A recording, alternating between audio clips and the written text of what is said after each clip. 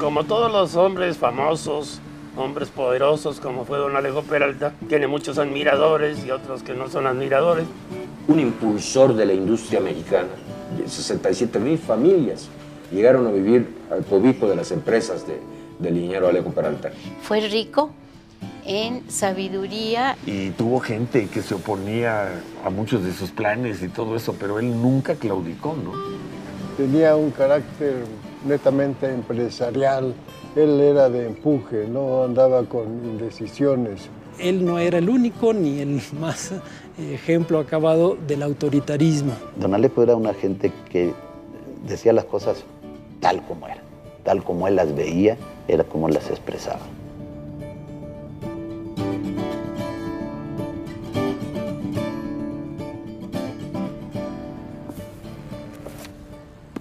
Don Alejo nace en la ciudad de Puebla en 1916, un 5 de mayo. Bueno, su papá ya fue un buen industrial, digamos, en México. La máquina para hacer tortillas automáticas era fruto del ingenio del papá, que el papá tenía una mente mecánica muy avanzada que se la heredó a todos sus hijos. Desde niño yo fui muy aficionado a las cosas mecánicas. Siempre me gustó la parte, aunque no sabía yo nada de ingeniería, me gustaba investigar las cosas que eran mecánicas, los mecanismos, los aparatos. Inclusive los juguetes que yo tuve siempre fueron de diseño mecánico. Junto a su casa había una fábrica de hoja de lata donde hacían las corcholatas para los refrescos. A los 16 años él se da cuenta de que la empresa esa pagaba porque sacaran la rebaba, ganaba desde ahí y aparte empezó a utilizar ese desperdicio, esa rebaba para su primer invento a los 17 años, las patitas de las veladoras.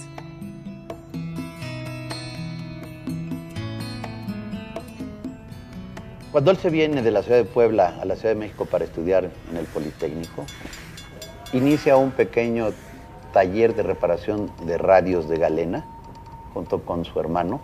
A los 6 u 8 meses de que iniciaron ese pequeño negocio, que fue realmente el primero, mi papá decide independizarse de su hermano mayor, poner su primer negocio fabril.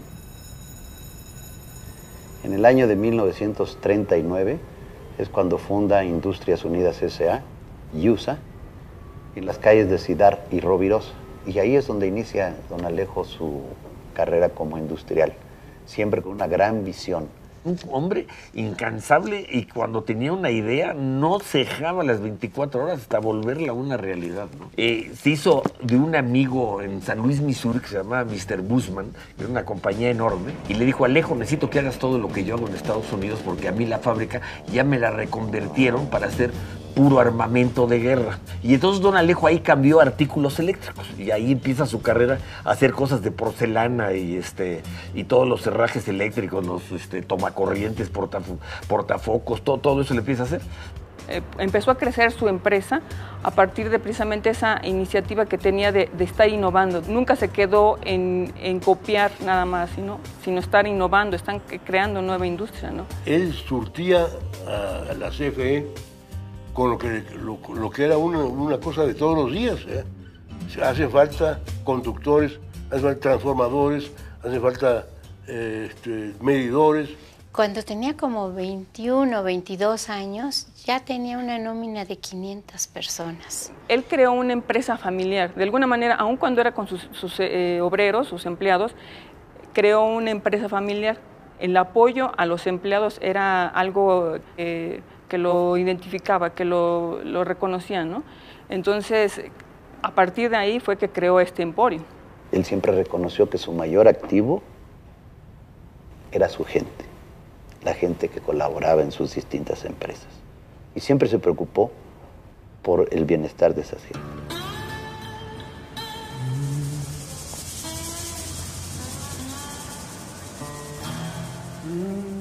El momento coyuntural en el que se encuentran el Politécnico y Alejo Peralta sucede justo cuando el Politécnico está cumpliendo 20 años de vida. En 1956, una de las más prolongadas huelgas que ha tenido el instituto, duró como 68 días, se mantuvo cerrado. Había un internado para los jóvenes de pocos recursos, pero ese internado se había vuelto una mafia. Ante la situación de corrupción que sí había y que era necesario un control férreo, fuerte para los profesores y los alumnos y sobre todo a la FENET, entonces él había demostrado esa capacidad. Entonces considero que el ingeniero llegó con toda esa actitud, con toda esa capacidad para controlar el instituto. El mismo Alejo Peralta tiempo después cuenta cómo fue su nombramiento, que él de plano no quería ser director, no le interesaba, él estaba muy ocupado en sus empresas, pero como egresado politécnico pues fue invitado a aceptar la dirección. Ruiz Cortines, ya cansado, lo llama y le dice a mi papá, oye, necesitamos buscar un agente, pues no sé, con mucha fuerza, con mucho poder de convencimiento, que quiera mucho al instituto, porque para meterse ahorita, que no puedes ni entrar a la dirección, pues estaba tomada. Y lo lleva a mi papá y llega, se sienta con Ruiz Cortines y le dice, don Adolfo, esta es la persona que hemos seleccionado ahí, la mayoría de los ingenieros. Acepta y le dice a Ruiz Cortines, solamente le voy a poner una condición, don Adolfo. Y le dijo, ¿cuál? Y le dijo, que yo tenga comunicación directa con usted. Y Alejo, que no tiene antecedentes ni de profesor ni nada, le gustó la idea. Es decir, era una gente que le gustaba enfrentar retos. Era una persona que no necesitaba del trabajo, no necesitaba dinero, no necesitaba un renombre, porque ya lo tenía, pero sí tenía muy puesta la camiseta del Politécnico, al haber sido egresado. Y armó la administración queriendo establecer una disciplina como fábrica, lo cual era imposible. El problema que había en el internado, algunos piensan que hubiera podido solucionar con diálogos, con actividades no tan drásticas. Pero el asunto era que cerrar el internado pues implicaba muy probablemente el uso de la fuerza pública y que esto podía desatar una auténtica rebelión. Pidió autorización al presidente para cerrar el internado y el presidente le dijo, le mando a la policía, y él dijo, no, no quiero a la policía, quiero al ejército. Entonces para algunos eso fue una medida muy buena porque no hubiera sido posible en el corto tiempo eliminar la corrupción que dicen imperaba dentro del internado. Para los que fueron afectados, pues piensan que fue muy drástica y mala.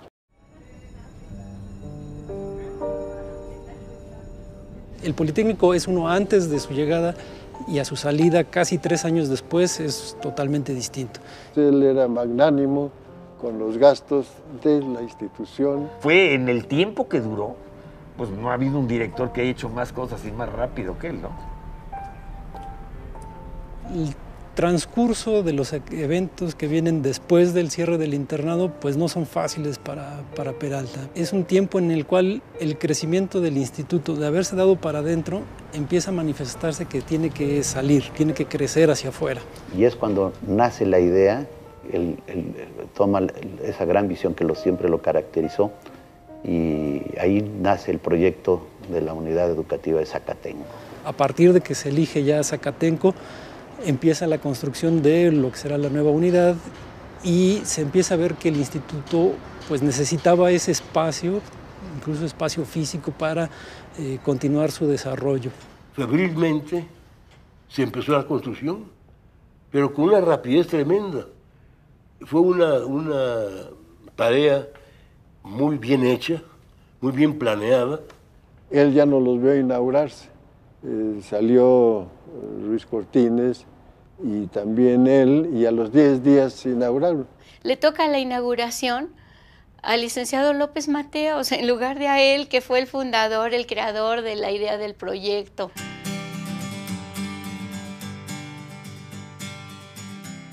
Entre las cosas importantes que el ingeniero Alejo Peralta hizo, se encuentra haber creado el Canal 11. Apostando a que allí estaba el futuro de la educación masiva.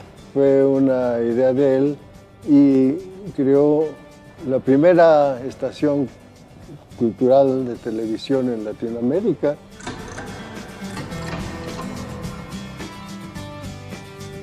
Él desde entonces vio el gran potencial de la televisión para el apoyo a la educación a distancia. Era una especulación terrible sobre los canales. Ya Televisa se había adueñado de la mitad del espectro porque tenía al Canal 2, el Canal 4, entonces ya no quedaba más que el 11.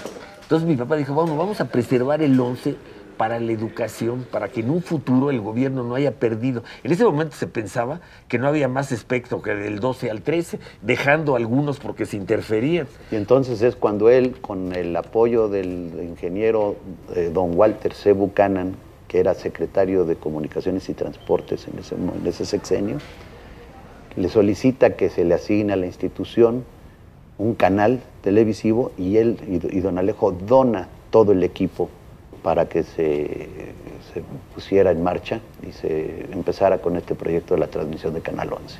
Entonces, aunque Canal 11 empieza con un modesto equipo y con muy corto alcance, casi como primero como un circuito cerrado y ya después empieza a salir a la sociedad, lo más importante es que simbólicamente se refiere a incorporar la tecnología más moderna a la educación pública.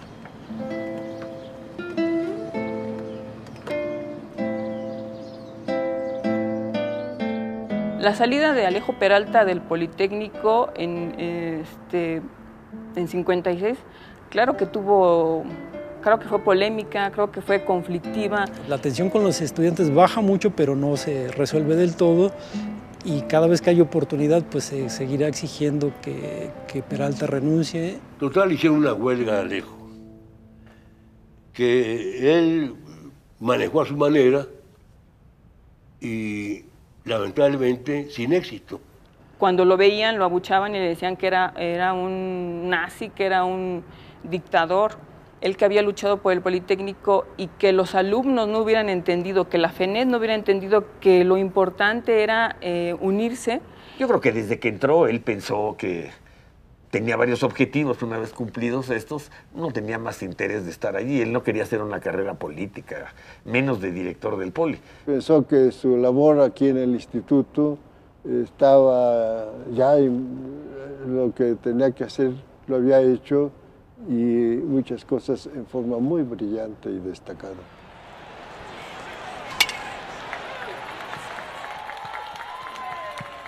Bueno, decir Alejo Peralta es decir naturalmente el hombre del béisbol más famoso de su tiempo, quizá el más famoso de todos los tiempos en la historia del béisbol mexicano, y él estuvo enamorado del béisbol desde un principio. Él en su empresa que tenía, que era La Consolidada, primero se llamó así, pues tenía un equipo de béisbol con jugadores amateurs que jugaban en las principales ligas amateurs de la Ciudad de México. Desde la edad de 7 años, 8 años en su Puebla natal, jugaba ya béisbol con los equipos que habían en ese momento en la escuela. Tenía un equipo en San Lázaro, donde están los ferrocarriles por ahí, tenían equipos de béisbol, cuando tuvo unas fábricas por ahí que él patrocinaba, y de ahí ya haber sacado un poco, y patrocinó un equipo de Yusa, y él jugaba, y primero era jugador, y después era manager. Hay cantidad de fotos de esas de don Alejo vestido de beisbolista. O sea, fue una pasión en la que participó profundamente. En 1955, cuando el ingeniero Alejo Peralta ingresa con sus Tigres, era un béisbol quizá mucho más romántico, pero un béisbol desordenado. Los jugadores con poca preparación, y hablo de mexicanos y refuerzos extranjeros que venían, eran desordenados en su vida, alguna tendencia hacia mucha cerveza.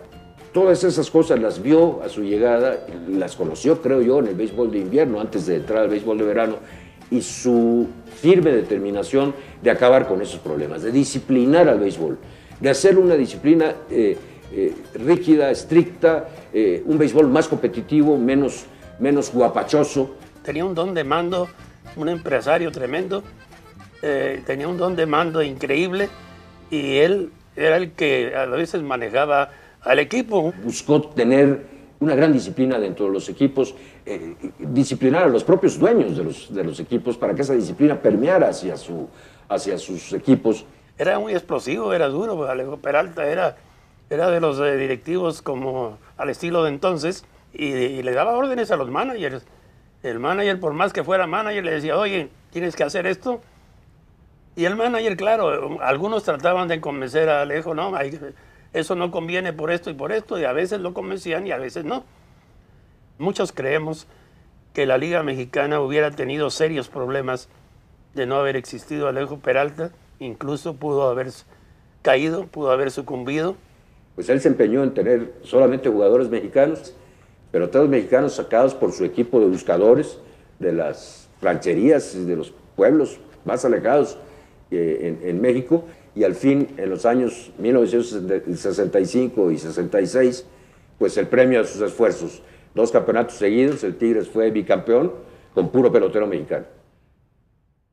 Era un gran apasionado en todo lo que hacía, desde la comida, la diversión, las amistades, los amigos, o sea, todo lo tomaba con una gran pasión.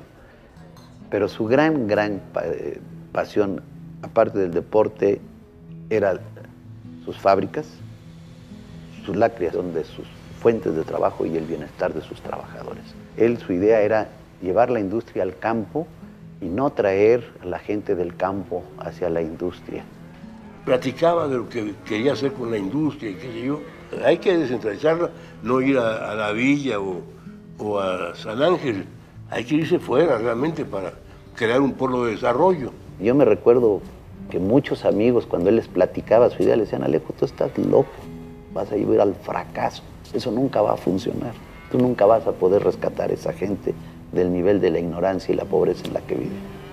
Así fue como él decidió cambiar su fábrica de ayuda a Pastejé.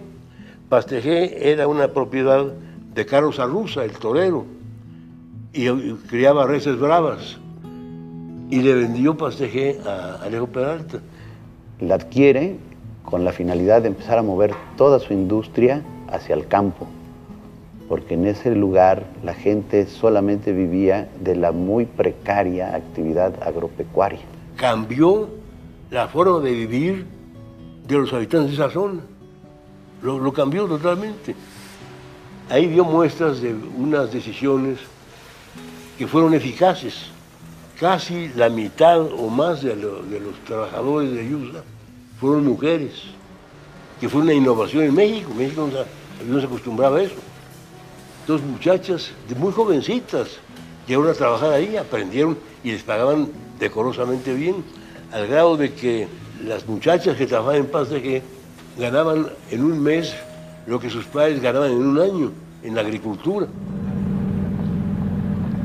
Aquí, como ustedes ven, todo este personal llega con mucho tiempo porque no tienen problemas de transporte.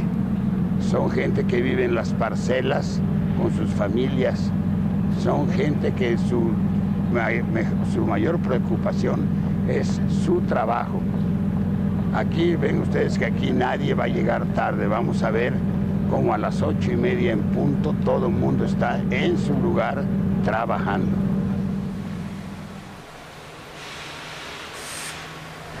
Bueno, era un ingeniero sumamente brillante como ingeniero, era una gran persona, con una gran calidad humana y con algunas ideas muy particulares de él. Por ejemplo, él nos daba mucha seguridad en lo que hacíamos. Nos decía, piensen, pero piensen bien y háganlo bien. Ustedes tienen posibilidades de hacerlo. En el aspecto de trabajo, siempre nos pedía que buscáramos gentes inteligentes dentro del área, que las capacitáramos, porque su intención era desarrollar el talento de esta área. Era un apasionado de la capacitación de su gente. La gente era extraordinariamente capacitada. La gente que entraba a Pastejé tenía que ser gente capacitada. Y la capacitación se la proporcionaban en la propia industria. No lo obligaban a venir preparado. La experiencia que vivió siendo director del Politécnico Nacional por unos 2-3 años, le dio la oportunidad de ver que el problema educativo en México era un problema grave. Y al llegar allá a Pastejé, en el 61, al encontrarse de que toda esa gente, todo ese valle, más del 50% eran analfabetos que no hablaban español, pues eso lo motivó todavía más en buscar e incursionar en la parte educativa. Hizo una escuela para los hijos de los trabajadores, incluso para niños de la población, una escuela con los planes oficiales, pero con la ventaja de que como era una cosa que dependía de él, no había fallas, no había faltas. Y lo que él hacía era capacitar al personal que iba a trabajar ahí y a los niños, hacerlos que estudiaran, los preparaba, niños, jóvenes y ya a los mismos adultos que él iba a emplear. Logró que la primaria, que la SEP le aprobara que la primaria se hiciera en 4 años y la secundaria en 2. Entonces terminaban muy bien capacitados. Del pueblo a Pastegué, pues iban caminando, ¿no? Él les dio crédito para comprar bicicletas. Entonces empezamos a usar bicicletas. Por primera vez en su vida, mucha gente para transportarse del pueblo a la fábrica. Y él disfrutaba cuando había una nueva prestación que se implantara a nivel de todas las empresas. Ahora mi gente tiene esto. Lo gozaba, lo contaba con cierta presunción, pero con una gran alegría. Ahora les di esta prestación, ahora van a tener esto. Ahora los hijos de todos mis empleados tienen la oportunidad de tener clases y la empresa se está haciendo cargo de los cursos y estoy trayendo maestros aquí a Pastegué para que no tengan que salir. Y acabo de formar estas nuevas aulas y esta nueva nave de aulas. Eso fue su gran triunfo, fue su gran pasión, fue su gran orgullo y fue lo que más gozó él, el haber visto realizado su sueño de llevar la industria al campo. Tengo recuerdos hermosos. Siempre fue un padre muy amoroso, pero un padre muy exigente. Fue muy generoso, pero con límites. Un hombre eminentemente familiar. Su familia era el centro de todo. En la casa de don Alejo siempre había montones de familiares y todos los eventos él era allí el rey.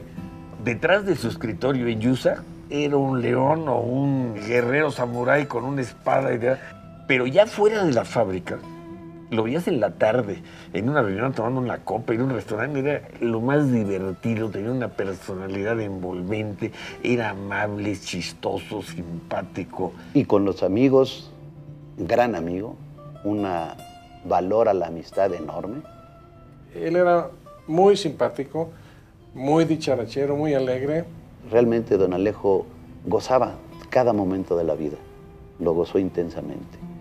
No importaba dónde fuera ni lo que fuera. Lo que él hizo fue de veras ejemplo para cualquier mexicano y debemos sentirnos muy orgullosos de que haya sido Politécnico. Él siempre tuvo, y eso yo se lo aprendí muchísimo, buscar y perseguir el efecto en el futuro. El que las cosas no se hacen de la noche a la mañana. El mayor éxito de Alejo Peralta yo lo concibo en que al mismo tiempo desarrolló un imperio industrial y formó una familia. Las que podemos considerar principales aportaciones, más allá de lo físico, toda la unidad de Zacatenco se podría considerar como una aportación. El Canal 11, los patronatos, el patronato de publicaciones, el patronato de obras.